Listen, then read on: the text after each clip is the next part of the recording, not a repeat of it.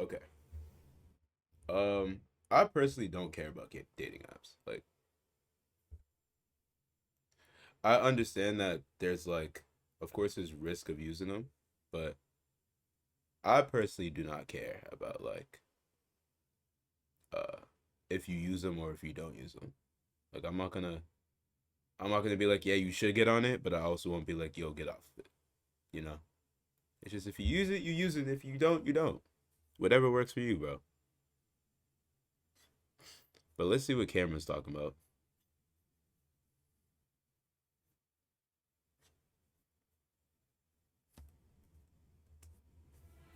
Love. An intense feeling of deep affection. That butterfly feeling in your stomach when your crush walks by. The third most important thing on Maslow's hierarchy of needs. We all aspire to be in love one day. I mean, love makes the world go around. Love brought you here, love brought me here, and it also brought every single human being on this earth here. That shows how important love truly is. And what is one way to find love in the beautiful year of 2024? Dating apps. We've all been on a dating app, right? Or am I just exposing myself for being down bad? I feel like everyone in their life has like an arc where they're on dating apps like crazy. I'm not gonna lie, my arc actually came pretty early because I mean, I'm 20 years old, I dropped out of college, I don't go to parties, I go to the gym, and I make videos. How else am I gonna find women? I mean, I could try rizzing up women at the gym, but I mean, I'm not trying to be Joey Swole's next victim, so that's already out of the window. So what do I result to? The wonderful world of online dating. It's amazing. It's glorious. It's garbage. Now, for those of you that have never been on a dating app before, I feel like I gotta explain to you guys the big three. You know how people always say there's a big three for anime? Well, it's the exact same thing for dating apps. And that big three is Tinder, Hinge, and Bumble. Tinder is the generic dating app with the whole swipe right and swipe left system. Right for like, left for dislike. If two people swipe right on each other, boom, it's a match. After you match, you can text that person back and forth, and yeah, that's pretty much it. It's pretty simple. But if I'm being honest, nobody is on Tinder looking for a relationship. Everyone is just on Tinder looking to smash. And no, I'm not talking about Hulk smash. I'm talking about Switch to Shopify No. and sell smarter at every stage of your business. Take full control. then you got Hinge, which is basically the I will admit, if you looking for some, if you're going on Tinder and you're looking for some love, I mean, like I know for some people it's worked.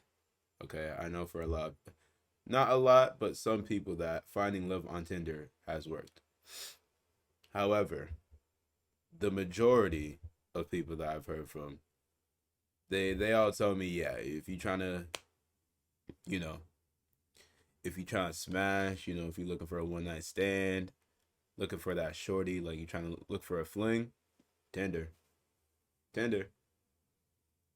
So I can see why that's bad. That's one of the things that I can actually like agree with.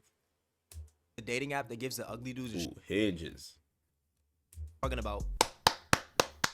Then you got Hinge, which is basically the dating app that gives the ugly dudes a shot. I say it gives the ugly dudes a shot because with Hinge, it has a completely different system compared to Tinder. Instead of just mindlessly swiping left and right, you have to like a picture or a prompt on somebody's profile, and with that, you can attach a little message to it. And if that person likes the message or likes how you look, then that person can choose to match up with you. So if you're not gifted with the looks of ASAP Rocky or Michael B. Jordan, then you still have a shot because you can kind of show off your personality. And then you got Bumble, which in my opinion is honestly the worst out of the three. It's basically the same thing as Tinder. It's got the whole swipe left and swipe right system, but here's the twist. You know how in society, usually the man makes the first move when he's pursuing a woman? Well, on Bumble, it's a complete opposite. The women are supposed to make the first move. Men and women can both swipe left and swipe right on each other, but if they match, only the women can text first. It's pretty stupid if I'm being honest with you. On paper, it sounds like a great idea, you know? I see online a lot of people saying like if women shot their shot more, there will be more relationships out in the world, which I do believe to an extent. But at the same time, I do think it's kind of stupid for an app to only let women shoot their shot first, because I mean, at the end of the day, if I was a woman, I would go nowhere near Bumble, and I say that because it just sounds like extra work. Like, why download an app where I gotta make the first move and put in that extra step when I can just download Tinder or Hinge and just have men flock to me? It's like asking somebody. That's exactly what I was thinking though. Like, why? Why would you go on Bumble when you have Tinder and Hinge where you could just get that shit so easily? Like I never understood the hype on Bumble. Wow. I never understood the hype on Bumble. Like I get how on paper it was like, yeah, the women have to text you first in order for you guys to actually have a conversation. Um, but I mean, I don't know. It doesn't really work like that, you know. It's not really smooth sailing. If they'd rather get $1 million for free or $1 million, but they actually have to put the work in. Obviously, everybody's gonna pick that $1 million for free. But yeah, those 3 apps are pretty much the main 3 dating apps. Anything else, I've honestly never used because, be real with me, who is out here using farmersonly.com? One thing that all these apps have in common though is that they all have these premium subscriptions which offer things like more swipes, more information like who liked your profile, and boosts so more people can see your profile. But if we're being honest here, this is just a dating app's way of capitalizing on lonely men. And the reason I say lonely men is because on dating apps, most men get less matches than women because there's so many men on these apps. There's actually studies that show that Tinder is 75% men, Hinge is 64% men, and Bumble is 76% men. So what's one way to help with this overflow of men? Buying their premium subscription. And what's even crazier is the pricing on these plans. Yep. And then there's Tinder Select, which is Tinder for $500 per month. Now I gotta state this right here, Tinder Select isn't open to the public. You have to actually sign up for this. Only less than 1% of Tinder users actually have Tinder Select. So it's not really that important, it's pretty rare. But regardless, it is Tinder for $500 a month. Like, we're not gonna sit here and act like that's completely normal. For $500, I better have a shot with Tiana Trump, Margot Robbie, Ruby Rose, and any other baddie on this earth. $500 is... When I heard about Tinder Select, I was like, who is gonna be on that, and what is the point of that? Like, if I'm paying $500 a month just for a match, bro, $500, that's lower than the low. That's beyond like that's low as fuck. You know, like I feel like I'd have to be on my last limb, gun to the back of my head, all that, to pay $500 a month just to get one match. Or not one match, but just to get a match. That's stupid. That's stupid. I hope no one does that. Well, obviously there's people that do that, but like, I hope... I'm praying for the people that pay for that.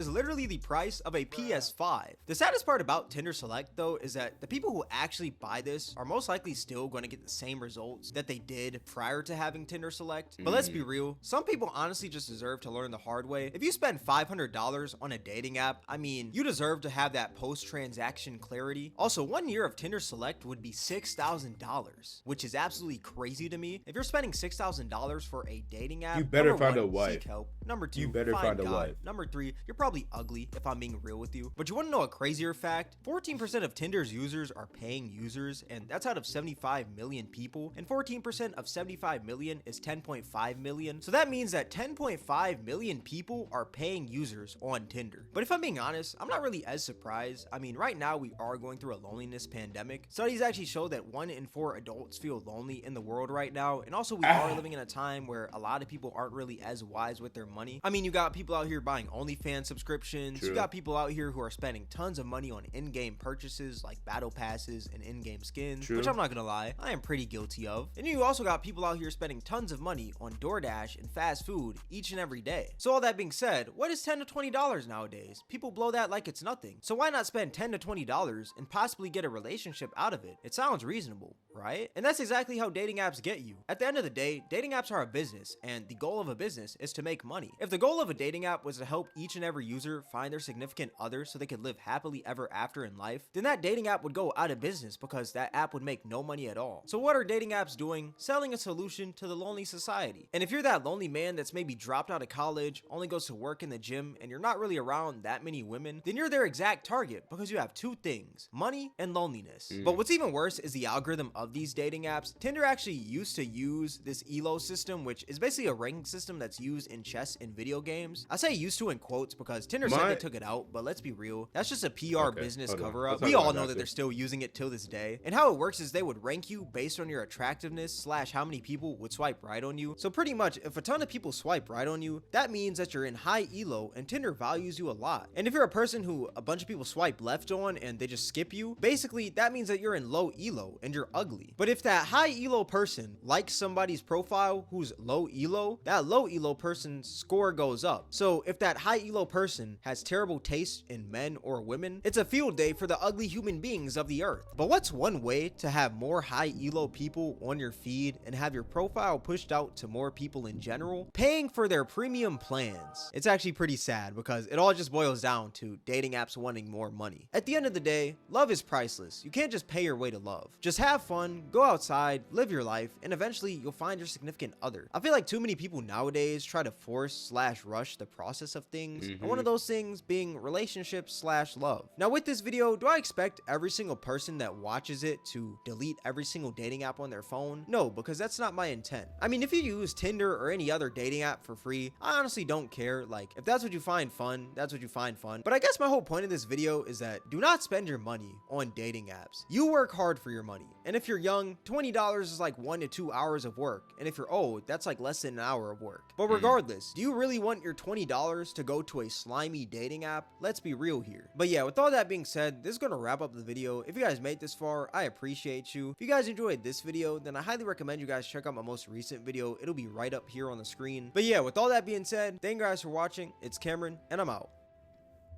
Appreciate you, Cameron. Yo, Cameron, you might be a little too loud for my mic, but I gotta give it up to Cameron, bro. I didn't know all that about Cameron. I didn't know he was 20 years old, dropped out of college, and now he's, he's making those videos is his job. Props to you, Cameron. Props to you, bro. I mean, here's my thing on it. I feel like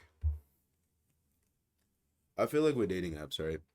Or he says something about how, love is something that you'll find, right? Like not you'll find, but love is something that you can't, it's priceless, right?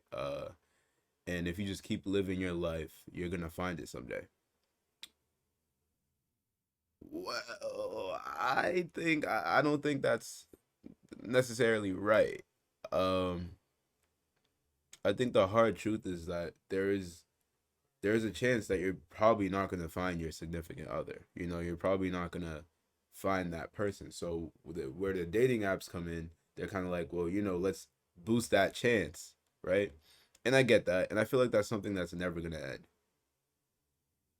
until we all, I feel like not all of us, but like, I feel like it's never ending. Because who doesn't want love? Who doesn't want a significant other, right? Who doesn't want a... Hello? Okay, all right. Is Jay there? Damn. Okay. All right. I'm almost done. Never mind. I'm almost done. You're good. Who? What was I talking about? Oh, right. Damn, I really forgot. I lost my train of thought. But good. It was a great vid from Cam or Cameron. My fault. Don't want to call you by Cam because I don't know you like that, so I don't want you to feel disrespected.